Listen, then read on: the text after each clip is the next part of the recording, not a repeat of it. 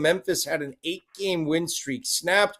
Quincy Ballard, 14 of his 19 points for the Shockers in the second half. So they needed it. They're on a little run as we get closer to the conference tournament. For Wichita, a great W, but Rob, for the Memphis Tigers, they won 8 in a row. Stuff like this happens. Is this a moment of concern, or do you just chalk it up as one of those games that you lose in overtime?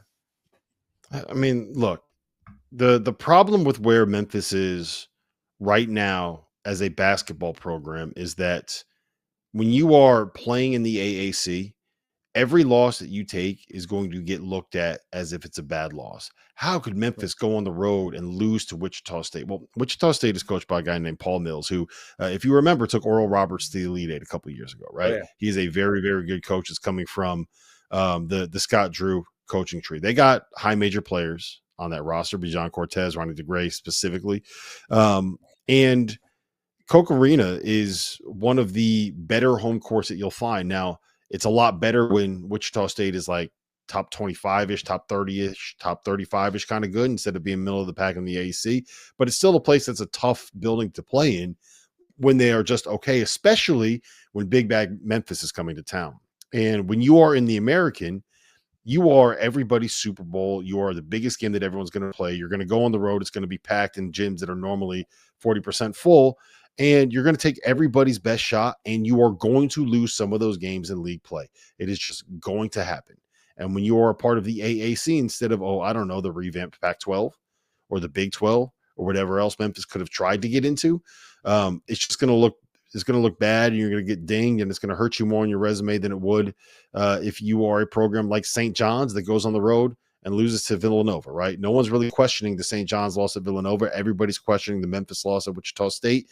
And the difference there is not as big as we probably are making it seem when it comes to how the public is perceiving those two losses. So you lose, and everyone's going to lose on the road in league play. It's just going to look worse for Memphis because of the conference that they're in and the situation that they're in right now. So it is what it is.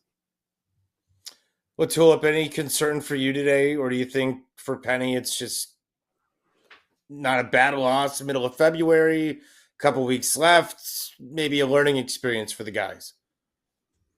I mean, I think there is some concern because, this is obviously a disappointing loss, but when you're playing in the American and you're Memphis, this conference season was going to be much more of a mental battle than it was physical. Mm-hmm. I think, can you continue to challenge yourself internally when the reward of these games is not as high as would be if you won a Big 12 game, or if you won, an SEC game, or, you're not going to get all the quad one opportunities you're going to get in some of these other leagues. So like the thing with Memphis is they have an ability to win games with, their C+ basketball. Like C+ games probably can win them games in the American. And so what you have to try to fight is, hey, we don't want to plateau as a team and stunt our development by just, playing down to our competition night in and night out. And there's certain things. Habits, and develop bad habits. Yeah, I mean, Wichita State was revved up to play this game, and just like everyone's going to be when they play Memphis. And so the things that I think could eventually kill Memphis in March are the things that tend to continue to persist. And it's on the defensive glass. It's turning the ball over. They only had 10 turnovers today, but the flurry of turnovers that they have, when you go up 53-45 and on the backs of your incredible shot making that you have from behind the arc, your next 3 minutes can't be 3 turnovers to allow Wichita State to get back in the game. Like the killer instinct has to come in to say, okay, we're on the road. We're in a tough environment. We give ourselves this cushion. That's not to exhale. That's to shut the door. And so they let Wichita State back in this game, and credit Wichita State for fighting and staying in it. But like the shot making is real, right? They shoot it really well from 3. And you could see today that kept them in the game. It extended the lead at one point. I mean, they hit those 3 straight threes in about 45 seconds, it felt like, to get up 53-45. So, I mean, when you look at the turnovers and when you look at, and again, it wasn't as bad today, but some of the rebounding stuff, I mean, Corey Washington had 6 offensive rebounds in the first 15 minutes of that game. That just can't happen with some of the size they have in that front court.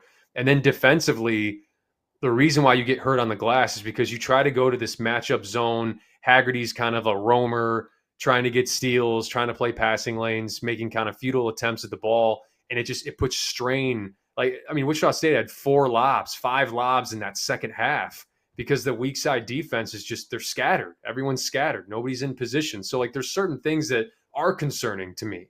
Not just in American play, but when you get to the NCAA tournament. So they got the talent and they got the shot making, and can they bottle that up for, 3-4 games in the NCAA tournament? We'll see. But that seed line is going to slide if you step on a few of these landmines in the American to finish the season.